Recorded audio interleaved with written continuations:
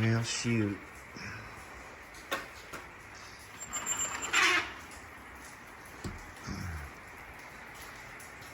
I cooked on the grill last night on my Solo stove. Just pulled it in a minute ago. I left it out to cool off and it decided to rain.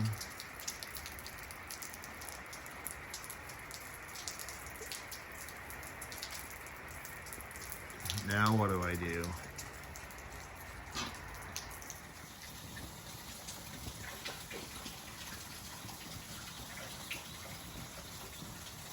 I guess what they say about when life serves up lemons,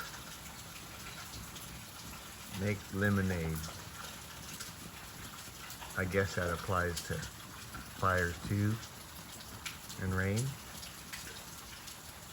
Somebody should write a song about that.